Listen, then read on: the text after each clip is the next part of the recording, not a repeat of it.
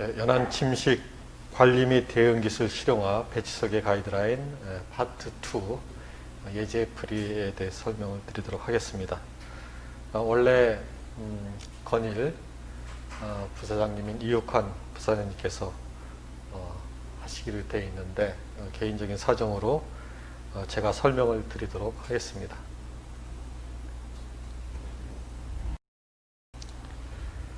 전체 문제 6개에 대해서 설명을 드리면서 여러분들의 이해를 돕도록 하겠습니다. 첫 번째 문제는 10년 전 평균 해안선에 비해서 현재 평균적으로 20m의 침식이 발생한 그런 해안에 대한 문제가 되겠습니다. 그래서 그 침식 원인을 규명한 결과 하천의 유세량 감소로 해안선 후퇴가 일어나 것으로 파악된 그런 해변이 되겠습니다. 그리고 표사수지 부족 포텐셜의 침식 기여도 해빈폭이 되겠는데요. 그것이 30m로 추정되고 있습니다. 그래서 이런 경우 20m 폭의 양빈에 의해서 원래의 평균 해안선으로 회복하고자 할 때 다시 원래 양빈했던 그 해안선에 비해서 10m 침식되는 데 걸리는 시간을 추정하는 그런 문제가 되겠습니다. 이거와 관련돼서는 아마 제가 원인 규명을 할 때도 유사한 문제가 있었고 오늘도 다른 문제에서 또 비슷한 사례가 나오는데 어떻게 보면 지금 시행하고 있는 많은 양빈 사업들이 한 번 하면 끝나는 걸로 생각하는 경우가 많이 있는데 사실은 이것이 얼만큼 지속될 것인지 원래 유지시키려고 하는 해안선까지 얼만큼 지속될 것인지 하는 그 걸리는 시간을 파악을 해야만 그 다음 양빈 계획을 우리가 수립을 할 수가 있습니다. 그렇지만 지금은 그 다음 계획에 대해서 계획에 대한 어떤 그 고려 없이 수행을 하고 있는 점이 좀 안타까워서 이런 문제를 지금 제가 계속 강조를 하고 있습니다. 자, 그래서 이 경우에는 표사수지 침식 포텐셜 이라는 것을 지금 보시는 것처럼 알파라는 하천 유세량 감소에 그 다음에 원래의 그 모래로 이루어진 해빈폭이 되겠죠. 그 WI를 곱해서 30m로 계산이 된 그런 경우가 되겠어요. 그런데 지금 10년 동안 평균적으로 20m 침식한 그런 경우가 되기 때문에 원인 규명을 할 때 소개했던 표사수지에 관한 수식을 통해서 우리가 지금 필요한 정보들을 끄집어낼 수가 있겠습니다. 그래서 이렇게 그 두 가지 정보를 통해서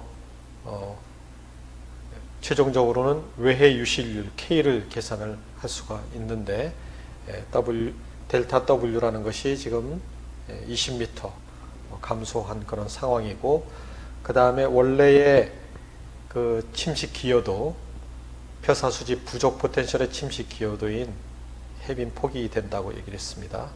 30m를 적용하면 우리가 하나의 미지수인 K를 구할 수가 있습니다. 그래서 이런 경우 주어진 자료에 의하면 K가 0.11 per year라는 이런 값이 되겠습니다. 이런 경우에 20m 폭의 양빈을 했을 경우 다시 10m 침식이 걸리는 데는 걸리는 시간은 반감기에 해당이 되겠죠. 그래서 계산을 하게 되면 T가 6.3이 나옵니다. 6.3. 그래서 지금 이런 해안에 지속적으로 침식이 되고 있는데 표사수지가 부족한 경우에 우리가 전체 해안에 가장 합리적으로 대응할 수 있는 방법은 양빈입니다. 모래가 부족한 것이기 때문에 우리가 양빈으로 하는 것이 가장 원래의 해안 환경을 그대로 유지시키면서 그동안 그 지속적으로 하천으로부터 공급되었던 모래의 부족량을 우리가 다른 그 배후 지역의 개발로 인해서 얻는 그런 이득이 있기 때문에 그만큼 그 부족량을 채울 수 있는 그런 방법을 취할 수 있는 것도 가능하리라 생각합니다. 그래서 양빈의 비용이 좀 들더라도 우리가 어떻게 보면 그 유역이라든지 하천 주변을 개발함으로 인해서 우리가 그 불가피하게 생길 수밖에 없는 하천으로부터의 유세량 감소를 양빈으로부터 해결할 수 있는 그런 방법이 어떻게 보면 우리한테 유일하게 남겨진 하나의 방법이 아닌가 이렇게 생각이 돼요. 자, 그래서 양빈을 하게 되는데 다시 한번 강조를 하지만 이 양빈 모래는 또 시간이 지나면 지금 보시는 것처럼 외에서의 외로의 모래 유실률 K에 의해서 직접적으로 지배된다 이렇게 생각을 하시면 되겠습니다. 또한 양빈도 양빈 경사라든지 그 모래의 그 입경에 따라서 이것이 또 그 안정을 유지하는 데 있어서 또 금방 해안선의 후퇴가 발생이 될 수도 있습니다. 그래서 중앙 입경의 결정, 그 다음에 그 양빈의 어떤 그 양빈 해안선, 양빈으로 이루어지는 해안선, 그 다음에 양빈 경사 여러 가지 측면에서 단순하게 모래를 붓는 것이 아니라 가장 모래 유실을 적게 하고 그리고 가장 합리적으로 배치를 하는 그런 방법에 대해서 또 여러분들이 고민을 하셔야 되겠고 많은 내용들이 또 지금 가이드라인에 포함이 되어 있습니다. 자, 두 번째 문제는 잠재하고 관련된 문제가 되겠습니다. 동해 같은 경우에 침식이 일어나면 거의 다 우리가 지금 수중방파제라는 잠재를 두고 있습니다.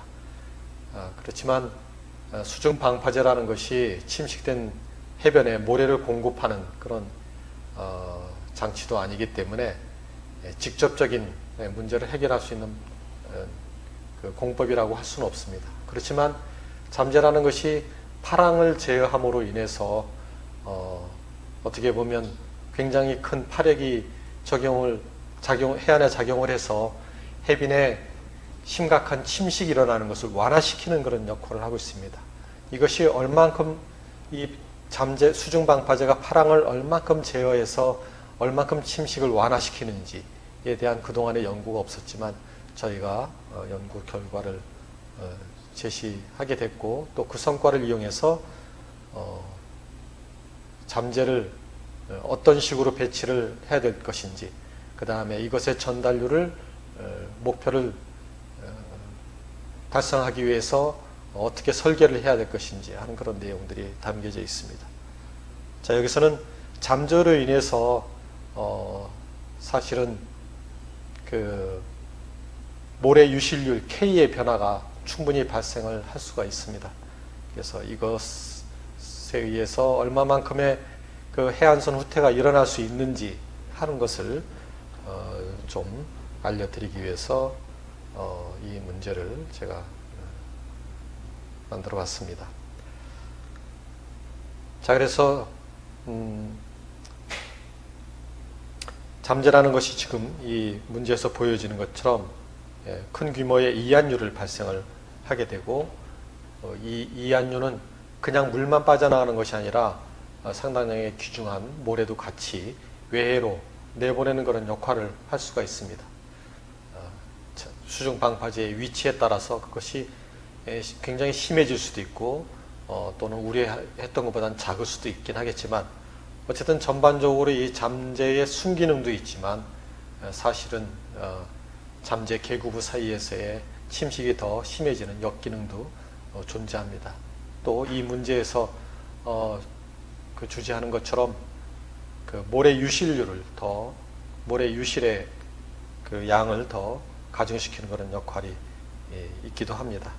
자, 그래서 잠재를 설치하기 전에는 외의 유실률이 0.04 per 이어인 경우였었는데 잠재를 두고 나서 K가 0.06으로 변했다 하면 해안선이 어떻게 반응할 것인가 하는 그런 문제가 되겠습니다.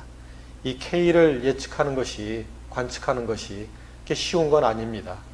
그렇지만 우리가 간접적으로는 어떤 해안 구조물이 들어왔을 때 전체적으로 해안의 면적이 어떻게 변했는가를 따라서 얼마만큼의 모래 유실이 더 생겼는지 하는 것을 파악해서 이제 간접적으로 추정할 수 있는데, 여기서는 이제 그거하고 반대로 K가 어느 정도 파악이 됐을 때 과연 얼마만큼의 해안선의 후퇴가 일어날 것인가 하는 것을 살펴보는 그런 문제가 되겠습니다.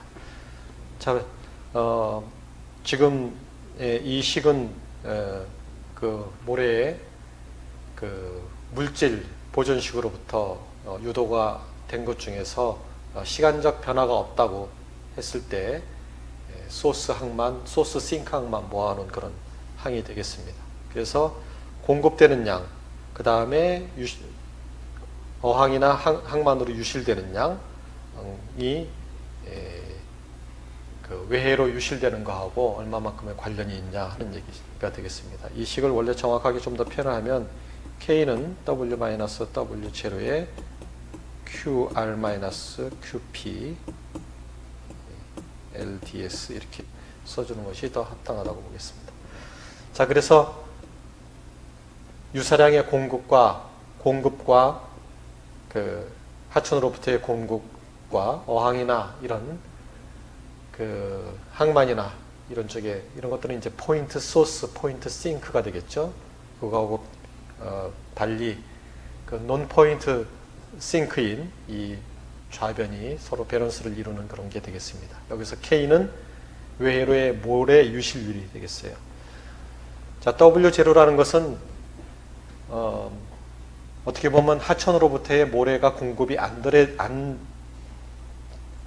된다 하더라도 해안에서 모래가 유지되는 경우가 있습니다. 이것은 왜 그러냐면 웨이브의 어떤 그 계속적인 그 해안으로의 유입에 따라서 그 모래가 공급되는 그런 메커니즘이 있어요. 우리가 스트리밍 플로우로 해석을 하고 있는데, 그래서 파도가 모래를 공급시키지만 또한 쇠파나 이런 것에 의해서 부유된 모래가 또 외해로 빠져나가기도 합니다. 이것이 균형을 이루는 경우가 W0가 되겠죠. 그렇지만 이 W0라는 것은 사실은 어느 지점인지 사실 파악하기가 어렵기 때문에 W0를 0으로 두고 우리는 해빈, 모래로 이루어진 그 해빈의 평균 폭을 W로 이렇게 취급을 하고 있습니다. 자, 이런 경우에 대입을 하게 되면 우리가 외해 유실률 K라는 것을 통해서 그 해빈폭이 해빈폭의 변화가 어떻게 이루어질지 하는 것을 우리가 예측을 할 수가 있습니다. 자, 그래서 지금 이 KW라는 것이 지금 2로 계산이 된 경우에 그 외해 유실률 0.06의 변화에 의해서 지금 33.3m라는 이 값을 얻게 됐습니다. 이것은 이 문제에서 주어진 잠재 설치 전에 평균 해빈폭인 50m에 비해서 16.67m 정도 해안에 후퇴가 이루어진 것을 알 수가 있는 겁니다. 그래서 외해 유실률의 이런 변화는 해안선에 직접적으로 영향을 미치게 되겠고, 물론 그것이 어느 정도 시간이 걸릴지는 이 K에 따라서도 계산을 해야 되겠지만,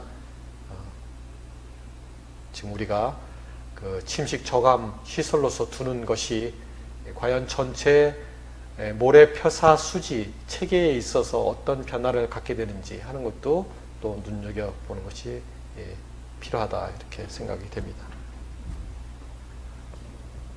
자, 그 다음에 지금 K에 대해서 이렇게 값으로 주어져 있지만 사실은 이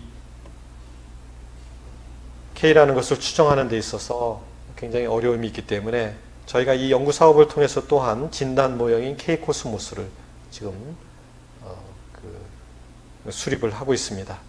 그래서 실증 자료하고 비교를 통해서 여러 가지 파라미터들을 또 검증을 하고 그 다음에 비전문가라 하더라도 실무적으로 사용할 수 있는 그런 모형을 개발하고 있는데, 여기서 충분한 파랑 정보, 그 다음에 해빈의 정보가 있으면 얼마만큼의 모래 유실이 발생이 될 것인지 하는데 중요한 파라미터인 K를 예측할 수 있지 않을까 생각을 하고 있습니다. 여기에 대한 연구는 지금 참여기관인 세일에서 수행을 하고 있습니다. 자, 그 다음에 세 번째 문제가 되겠습니다. 최근에 해안 침식에 있어서 해수면 상승이 상당히 이슈로 떠오르고 있습니다. 이것은 대응하기도 상당히 어려운 점이 있지만 우리가 연구하는 연성공법 하에서 여러 가지 대응할 수 있는 방법을 찾을 수 있다고 생각을 합니다. 그래서 해수면 상승으로 해수욕장의 해변폭이 감소하고 있는 경우에 특히 그 일반 해수욕장 같은 경우는 사실은 어떤 지속적으로 유지 관리하기에 비용이 많이 드는 경우 부담이 되겠지만, 도시 해수욕장인 경우에는 그만큼 그 가치가 크기 때문에 이것을 원래 해빈을 해수면 상승으로 해안이 침식이 된다 하더라도 원래의 해안선을 유지시키기 위한 그런 노력이 필요하다고 봅니다. 또한 우리가 사전에 그만큼 유지시키기 위해서 얼마만큼의 비용이 필요하고 어떤 공법이 또 가능한가 하는 것을 아는 것이 또 중요하다고 생각이 되겠습니다. 저는 이제 이것의 한 방법으로 여러 가지가 있겠지만 지하수위 제어 공법을 한번 이 문제에 담아봤습니다. 그래서 이동 한계 수심이 6m인 그리고 중앙 입경이 0.6mm인 이런 해안에서 지하수위 공법을 통해서 해수면 상승으로 5m의 침식이 예상되는 경우에 이런 공법으로 과연 5m 정도의 해안선 전진을 달성할 수 있는지 하는 것을 한번 파악하고, 그러기 위해서 그 지하수 공법에 의해서 우리가 침강 속도를 얼마나 증가시켜야 되는지 하는 것을 한번 살펴보는 그런 문제가 되겠습니다. 중앙 입경이 0.6mm이고 6mm이고 그 다음에 축척계수 비치 스케일 팩터 A가 0.173 미터 3분의 1승인 경우에 우리는 이 정보를 통해서 6m까지의 어떤 그 거리를 알 수가 있습니다. 이 거리, 이 이격거리 수심 6m에 해당되는 해안선으로부터 이격거리가 204.2m가 계산이 되고 있습니다. 디네 평형 해안선 식을 통해서 우리가 계산을 쉽게 할 수 있죠. 그런데 이 이격거리를 5m 줄이기 위해서 우리는 5m를 줄이게 되면 199.2m가 되겠습니다. 그러면 축척계수 이 값이 199.2m가 나오도록 하는 이 A를 우리가 구하면 되겠죠. 그래서 그 A를 구했더니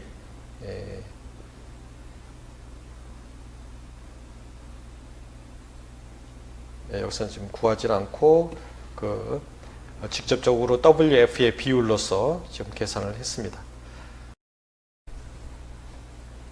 이때 5m 이상의 해안선 전진을 위해서는 아래 그림에서 보시는 것처럼 축척계수의 변화에 따라서 이 해안선이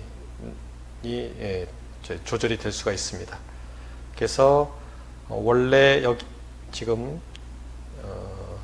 6m인 수심, 여기서의 수심이 6m입니다. 6m인 수심을 기준으로 축척계수 0.173일 때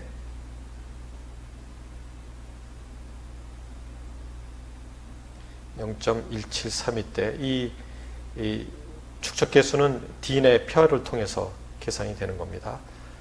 173일 때에 여기 이 지점으로부터 여기까지 거리가 204.2m가 되겠고, 그 다음에 5m 전진하게 되면 이 스케일 팩터 A가 달라지죠. 그래서 계산을 하면 0.176이 나옵니다.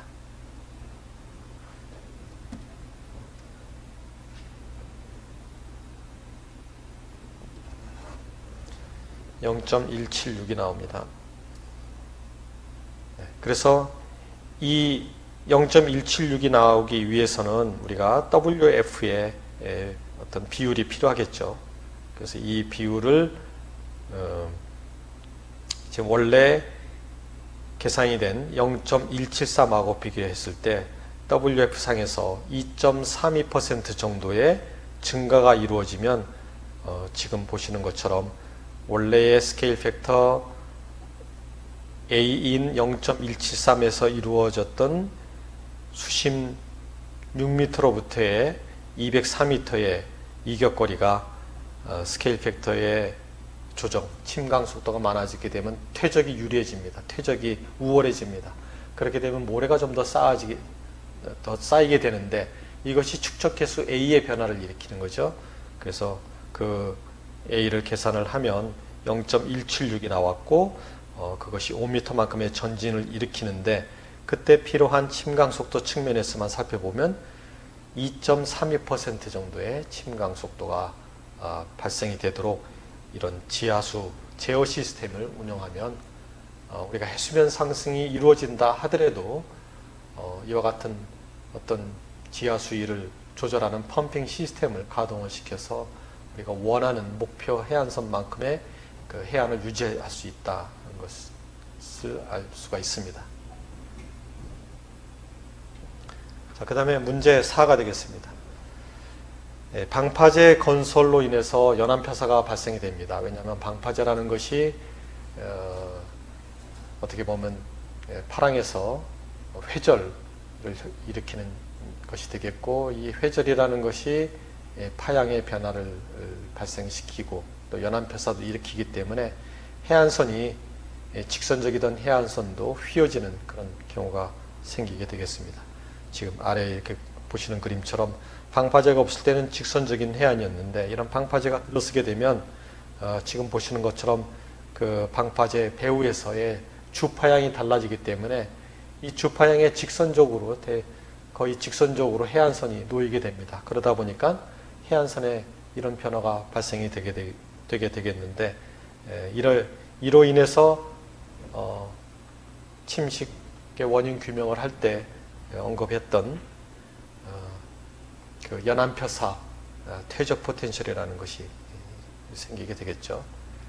자, 이런 경우에 우리가 이제 침식이 이미 이루어진 해안에 양빈을 하게 되는데 이 양빈은 그대로 유지되지 않고 지금 이 방파제의 영향에 의해서 계속적으로 연안표사가 발생할 수 있는 그런 환경에 영향을 받습니다. 그래서 그런 경우에 양빈된 모래가 얼마나 빠르게 유실이 되고 그 다음에 이걸 막기 위해서 우리가 어떤 방법을 또 추가적으로 강구해야 되는가 하는 것을 제시하는 그런 문제가 되겠습니다.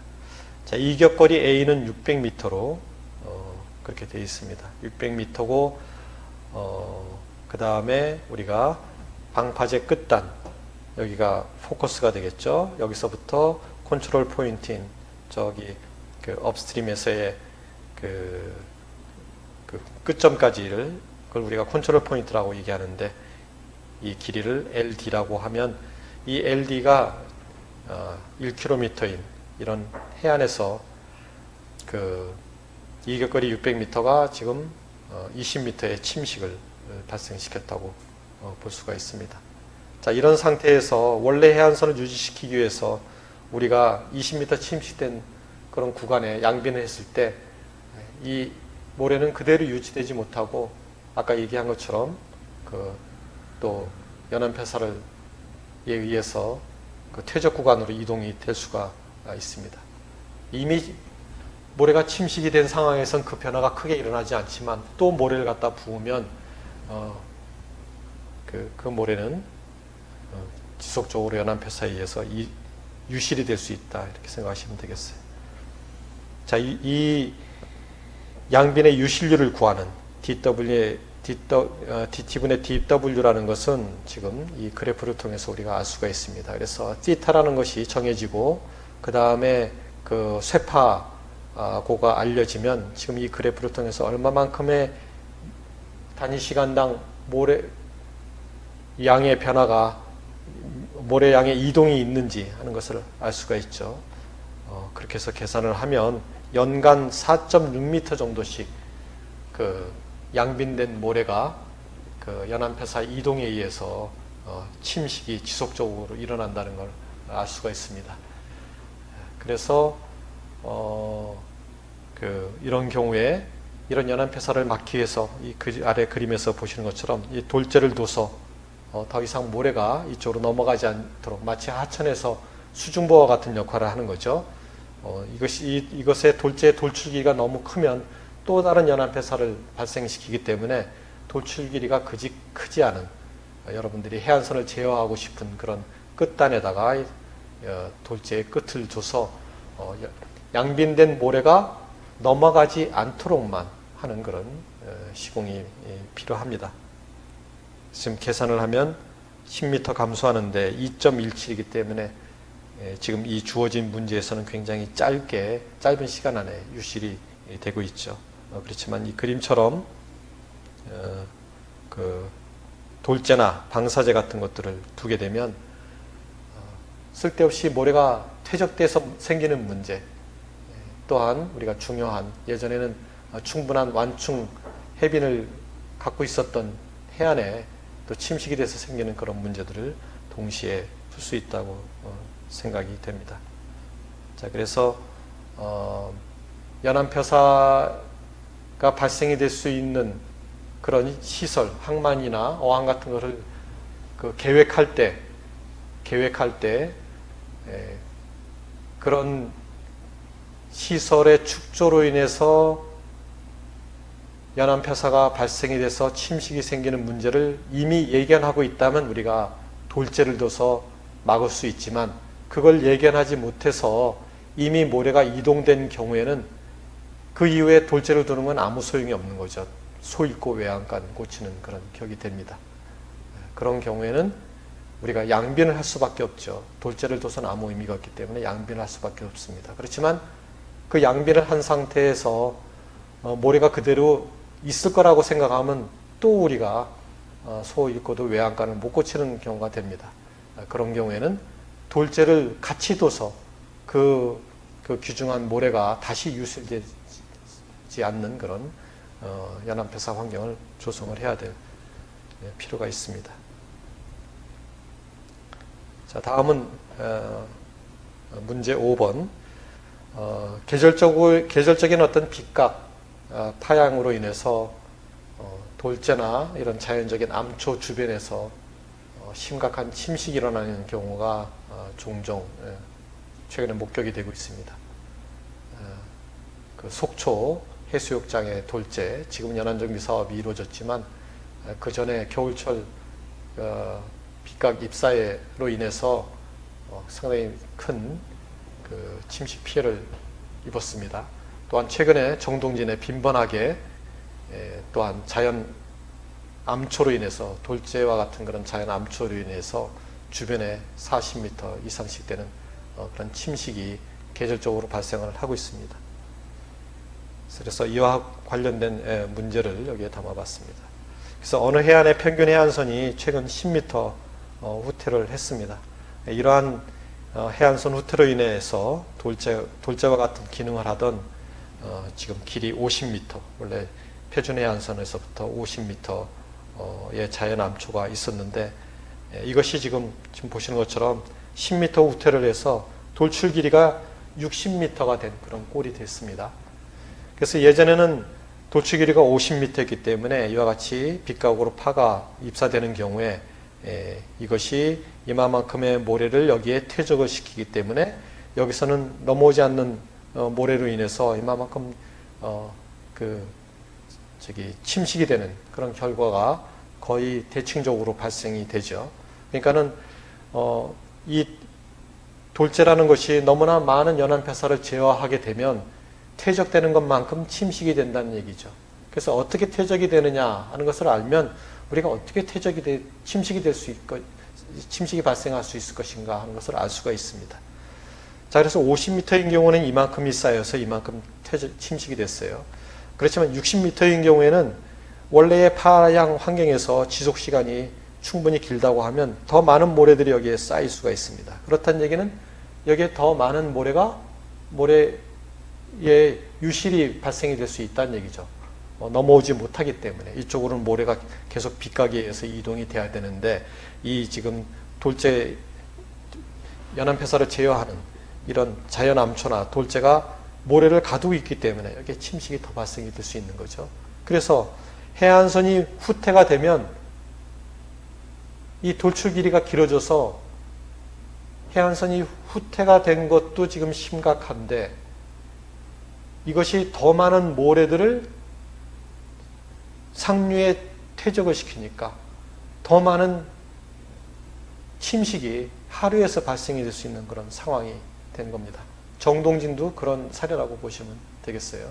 예전에 비해서 이 암초 주변에 그 해안선이 한 10m 정도 침식이 됐습니다. 그러면 이 식에서 보는 것처럼 이상적인 경우에 우리가 도회적으로 이런 식을 제시를 할 수 있습니다. 그래서 해안선 침식이 이루어지면 이 2배의 효과만큼 이 하류에서 문제가 더 발생이 된다 하는 얘기죠. 그래서 이런 문제를 해결하기 위해서는 우리가 원래 해안선으로 복귀시키는 것도 하나의 방법이 되겠고, 아니면 뭐 이런 돌출 길이를 원래 50m인 것을 그대로 유지시키면 예전에 침식된 폭만큼, 예전에 침식된 폭이 25m였죠. 지금 35m가 된 거를 25m로 복원을 시킬 수도 있을지 모르겠습니다. 그렇지만 뭐 이 인공적인 어떤 돌재인 경우에는 우리가 어떤 뭐 잘라낼 수가 있겠지만 자연 암초를 훼손한다는 것은 사실은 상상할 수 없는 그런 상황이 되겠죠.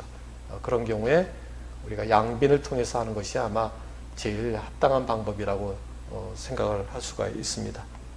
자, 그렇지만 이제 양빈을 하기 어려운 경우에는 여기에 이런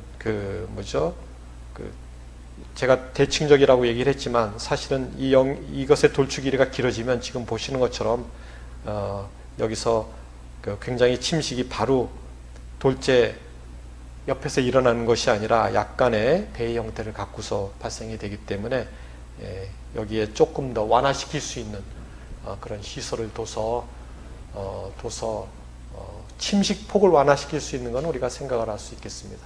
그렇지만 침식폭을 완화시키는 것이 어떻게 보면 또 가을철 반대 계절인 경우에 또 퇴적을 또 유발시키는 그런 문제가 있어서 반대쪽에 또 문제를 일으킬 수도 있거든요. 그래서 상당히 신중하게 이런 문제를 풀어야 되는데 제일 좋은 방법은 원래의 해안선으로 복귀시키는 것이 가장 좋은 방법이라고 할 수가 있겠습니다.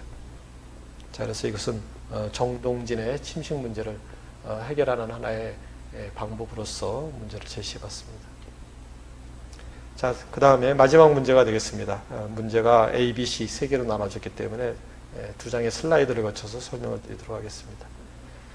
자, 중앙 입경이 0.5mm, 이것에 대한 스케일 팩터는 딘의 표를 통해서 0.161 미터 3분의 1승인 그런 축척 개수를 갖는 해안입니다. 그래서 평균 해안선으로부터 매년 10m씩 감소하는 게 아니라 매년 원래의 평균 해안선으로부터 10m 정도 침식 피해가 발생하는 그런 해안이 있습니다. 그래서 1년 빈도가 10m인 그런 경우가 되겠죠. 그러나 지금 해안도로를 건설을 해서 5m밖에 해변 완충 구간이 확보되지 못했어요. 그러니까는 10m 정도의 완충 구간이 있으면 겨우 피해를 안 받는 상황이 될 텐데 지금 5m밖에 확보가 안 됐기 때문에 매년 몇 번씩이나 이 해안도로의 유실을 초래하는 그런 침식이 생기는 그런 사례라고 볼 수가 있습니다. 그래서 이런 경우에는 우리가 해안도로를 철거할 수가 없는 상황이기 때문에 그 앞에 어떤 공법을 통해서 우리가 완충 해빈을 확보하는 것이 있습니다. 만약 완충 해빈을 확보하지 못하면 파랑을 제어하는 것도 하나의 방법이 되겠죠. 그래서 세 가지 방법이 제시가 됐는데 A는 수중방파제 방법입니다. 이것은 5m라는 완충관을 그대로 유지를 하면서 파랑을 제어시키는 거죠. 파고가 크면 클수록 침식폭이 커지기 때문에 5m만큼밖에 침식이 안 되도록 그 파고를 조절하는 겁니다. 그래서 수중방파제가 일부 에너지를 솟아시키고 또는 쇠파시켜서 필요한 양만큼만 해안에 도달하게끔 하는 그런 방법이 되겠죠. 두 번째 것은 이제 5m를 더 확보시키는 겁니다. 그렇지만 유념해야 될 것이 양비는 한 번으로 끝나는 것이 아니기 때문에 좀 더 여유롭게 두고서 또 그것이 얼마만큼 또 유지시키는 데 있어서 필요한 시간이 필요한가 하는 것을 파악해 가면서 계획을 세워야 될 것입니다. 세 번째는 이제 연성공법의 하나로서 아까 그 지하수 제어 공법을 소개했지만 수중식생대 또는 인공 산호 조화 같은 그런 기술을 통해서 우리가 그 해변의 퇴적 환경을 좀 더 높이는 그런 방법을 우리가 취할 수가 있다고 생각이 됩니다. 자, 그래서 먼저 수중방파제 공법은 어떻게 우리가 접근할 수 있는지에 대해 설명을 드리죠. 자, 수중방파제는 지금 우리 중앙 입경하고 파고만 알고 있으면 얼마만큼의 침식이 이루어질지 하는 것에 대한 어떤 그래프를 저희가 그 가이드라인에 수록을 했습니다. 지금 중앙 입경은 0.5mm인 경우고 그 다음에 매년 10m씩 지금 침식이 이루어지기 때문에 10m에 해당된 이 지금 그 값은 미터 단위 침식 폭을 나타내는 그런 그래프가 되겠습니다. 그래서 10m의 침식을 일으키는 파고는 지금 대략 4.1m 정도라고 볼 수 있습니다. 그래서 매년 오는 파가 그러니까 1년 빈도의 극치 파가 한 4.1m라고 생각하면 되겠죠. 그래서 매년 4.1m의 파가 오기 때문에 이 4.1m가 파는 지금 10m의 침식을 일으키는데 5m만큼의 침식을 일으키도록 우리 하는 파는 과연 얼마가 될까 하는 것을 이 표를 통해서 구할 수가 있습니다. 그래서 모래는 뭐 지금 0.5mm 중앙 입경이 그대로 유지가 될 테니까요. 여기에 해당되는 파는 2.9입니다. 9m입니다. 그러니까 4.1m가 아니라 2.9m의 파가 오면 5m 정도 침식이 되기 때문에 수중방파제로 4.1m를 2.9m로 만들어주기만 하면 그만큼 에너지를 줄이기만 하면 파고를 줄이기만 하면 일단은 우리의 목적은 달성될 수 있는 그런 상황이라고 볼 수가 있겠죠. 물론 잠재라는 것을 갖다가 쭉 똑같게 해안을 따라서 두기가 쉽진 않습니다. 물론 유럽이나 뭐 이탈리아 이런 데서는 벌써 시공을 하고 있지만 사실은 여러 가지 환경적인 측면, 부정적인 측면도 우리가 예측할 수 없는 그런 측면도 많기 때문에 지금 우리나라나 주변에 일본이나 이런 데서는 계구부를 두고 있죠. 그래서 계구부를 두다 보니까 이것이 이제 지금 계산하는 것처럼 일률적으로 어떤 해빈 그 완충 해빈폭을 유지시킬 수 있는 그런 방법은 아닙니다. 그렇지만 우리가 파랑을 제어해서 이와 같이 또한 원하는 그런 그 침식으로부터 인한 피해를 줄일 수 있는 방법을 생각할 수는 있습니다. 자, 그래서 4.1m가 2.9m가 되려고 하면 투과율이 0.7m인 그런 수중 방파제를 설계를 해야 됩니다. 자, 일대의 0.7m는 입삽하고 4.1m인 경우에요. 사실 수중 방파제는 어떻게 보면 쇠파로 파랑의 소산도 중요하지만 쇠파로 제어하는 그런 구조물이기 때문에 천단 수심에 따라서 이게 상당히 또 그다음에 파고에 따라서 전달률이 달라집니다. 지금의 계산은 4.1m가 왔을 때 전달률이 0.7m가 되는 그런 구조물이 돼야 되겠죠. 그래서 예를 들어서 뭐 1m일 때 전달률이 0.7m인 경우면은 4m일 때는 또 달라집니다. 6m일 때도 다 달라져요. 그래서 우리 목적에 맞는 그런 입사 파고에 대해서 전달률이 확보가 되도록 수중방파제를 설계를 해야 됩니다. 그렇지만 지금 보면 연안정비 사업을 하면 전달률이 몇이라고 나와 있는데 과연 입사 파고가 몇일 때 이만큼의 전달률이 확보되도록 설계를 한 건지 불분명하지 않은 경우가 많이 있습니다. 자, 그래서 수중방파제는 파랑 제어 효과가 뛰어납니다. 그래서 단순히 구조물을 둠으로 인해서 우리가 충분한 어떤 그 효과를 소기의 목적을 달성을 할 수 있습니다. 그렇지만 지금 다음에 설명할 양빈이나 수중 식생대는 약간의 제약이 따르죠.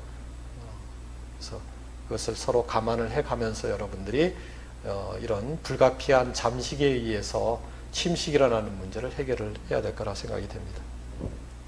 자, 두 번째는 이제 양빈공법이에요. 문제 1에서도 설명이 됐던 그런 문제이기 때문에 설명을 좀 간단히 하도록 하겠습니다. 자, 양빈이라는 것은 거의 예외 없이 외해의 모래 유실로 인해서 원래 처음에 그 양빈을 했을 때의 해안선이 그대로 유지되지 못하는 경우가 많이 있습니다. 모래 유실이 지속적으로 일어나기 때문에 물론 양빈을 제대로 못해가지고 초기에 그냥 무너져 버리는 경우도 생기지만 그것이 완벽하게 됐다 하더라도 계속 파랑에 의해서 모래는 유실이 됩니다. 어디까지 유실이 되냐면 밸런스가 이루어지는 것이죠. 하천에 유세랑 공급하고 모래 유실의 어떤 외해로의 유실률하고 밸런스를 이루는 데서 해안선이 형성이 평양 해안선 유지가 되게 되어 있습니다. 자, 그래서 일단은 지금 원래의 5m만 양빈을 해서는 안 되고 이거보다도 좀 더 하고 그 다음에 5m 이하로 줄어들기 전에 또 양빈을 하는 그런 방법을 생각을 할 수 있겠죠. 그래서 여기서는 이제 그 하나의 방법으로 지금 해빙 구간이 5m이기 때문에 이 바로 앞에 해안도로라는 것이 거의 해안에 걸쳐서 동일하게 건설이 된다고 생각했을 때 모든 해안에 대해서 우리가 10m의 양빈폭을 확보를 하면 5m를 늘리고 또 5m의 여유가 있게 되겠죠. 그래서 그 여유분의 5m가 줄어드는 데 있어서 몇 년이 걸리는지를 파악을 하고 그리고 그때쯤 돼서 우리가 또 양빈을 해서 최소한 10m의 완충 해빈폭이 유지되도록 하는 그런 방법을 취하게 되겠습니다. 그래서 반감기를 계산하면 10m가 5m가 되는 거기 때문에 반감기가 되겠죠. 그러면 13.86이 나옵니다. 문제에서 K는 0.05로 주어져 있습니다. 이것의 단위는 터 2여가 되겠는데 이것을 대입을 하면 대략 14년마다 5m씩 줄어드는 그런 경우가 되겠죠. 물론 K에 따라서 그 값이 상당히 달라질 텐데 이 K는 사실은 이렇게 쉽게 구할 수 있는 그런 자료는 아니지만 어떤 해역에 따라서 비슷한 모래를 갖고 있고 파랑 환경을 갖고 있기 때문에 우리가 좀 더 많은 조사를 하게 되면 거의 비슷한 값의 K 값을 얻을 수 있지 않을까 이렇게는 생각을 하고 있습니다. 지금 우리가 수행하고 있는 이 3년 6개월간의 어떤 연구에서 이 값까지 추정하기는 사실은 무리가 있다고 생각이 됩니다. 그래서 이 연구 과제가 끝난 이후에 또 여기에 대한 연구는 좀 지속적으로 이루어지지 않을까 이렇게 생각을 합니다. 물론 하천으로부터의 유세량 감소를 추정하는 방법, 지금 설명드린 것처럼 모래 유실률 K를 선정하는 방법이 앞으로 점점 그 해안선을 관리하는 데 있어서 중요한 파라메타가 될 거라 이렇게 생각을 하고 있습니다. 자, 그 다음에 마지막으로 수중 식생대에 대해 설명을 드리도록 하겠습니다. 양빈과 수중 방파제를 활용하는 그런 침식 대응 이외에도 우리가 요전에 어떤 문제에서 소개를 했듯이 해빈 축적기 수를 조절함으로 인해서 우리가 연성공법의 하나로서 해안선을 전진시키는 방법을 또 생각을 할 수가 있습니다. 그래서 수중 방파제는 어떻게 보면 고파랑일 때에 제어하는 방법을 하겠지만 이 양빈이나 수중 방파제 같은 건 평상파에 대한 그런 것이 될 겁니다. 그래서 특히 고파랑만 다루는 것이 아니라 평상적으로 이런 어떤 그 표사하고 관련된 파라미터의 조절로 인해서 자연스럽게 해빈 단면의 변화가 이루어지는 그런 방법이 되겠죠. 그래서 고파랑일 때만 제어하는 것이 아니라 어떻게 보면 자연적으로 이 표사의 전반적인 파라미터의 변화를 일으켜서 그 해안선이 자연스럽게 우리가 원하는 목표의 안선에 하도록 하는 그런 방법이 되겠습니다. 자, 그래서 이 경우에도 마찬가지로 5m의 그 해안선을 전진시키려고 하는 그런 문제가 되겠습니다. 그래서 지금 식생을 5m서부터 하겠다 하면 5m서부터의 변화가 해빈 단면에서의 변화가 발생이 되는 거죠. 해빈 단면의 변화를 일으키는 유일한 개수는 해빈 축적 개수 A입니다. 근데 A에 영향을 미치는 데는 또 4개의 파라미터가 있습니다. 그 중에서 제일 중요한 것이 침식률이라는 M하고 그 다음에 침강 속도인 WF입니다. 그래서 지하수 제어는 WF의 제어를 통해서 침식 축적 개수를 해빈 축적 개수를 조절을 하고 있죠. 그 다음에 여기서의 수중 식생대라는 것은 침강 속도가 아니라 그 식생대로 인해서 어떤 그 에너지의 소산 또는 퇴적률을 감소시키는 침식률이죠. 침식률을 감소시키는 그런 방법으로 모래가 더 배후에 축적이 되도록 하는 그런 방법이 되겠습니다. 이것도 마찬가지로 M이라는 그 파라미터의 비율로만 우리가 A의 어떤 그 원하는 값을 어떻게 얻을 것인가 하는 것을 파악을 할 수가 있습니다. 그래서 이 알파라는 것은 M을 얼마만큼 조절을 해야 되는가 하는 값이 되겠는데 0.938이 나왔어요. 그러니까는 지금 현재의 침식률보다 0.948 정도의 수준으로 줄이면 된다 하는 것이죠. 그러니까는 6.18%만큼 침식률의 감소가 발생이 되면 그런 식생대를 배치를 하면 자연스럽게 5m의 해안이 전진이 되는 그런 효과를 우리가 볼 수 있다고 생각을 하고 있습니다. 지금 우리가 실증 연구를 통해서도 과연 이런 그 침강 속도의 변화, 그 다음에 침식률 M의 변화가 과연 우리가 원하는 대로 해안선 전진 효과를 일으키는지 하는 것들을 이런 간단한 방법, 또한 거기서의 어떤 웨이브 페이즈의 어떤 변화, 그래서 웨이브 페이즈 포텐셜 개념으로서 얼만큼 전진이 되고 있는지 하는 다양한 측면에서의 어떤 실증 연구를 지금 하고 있습니다. 그래서 이상으로 좀 짧은 시간이지만 어떻게든 그동안 우리가 연구했던 내용을 충분히 담고자 노력은 했습니다. 또 앞으로 여러분들 실시간 저희가 그 다음 주에 또 공청회를 하면서 여러분들의 의견을 또 수렴할 수 있지 않을까 이렇게 생각이 됩니다. 오랜 기간 연구를 하고 그 다음에 많은 연구진이 참여하는 연구 내용인 만큼 이것을 짧은 시간 내에 이해할 수는 거의 불가능하다 이렇게 생각은 됩니다.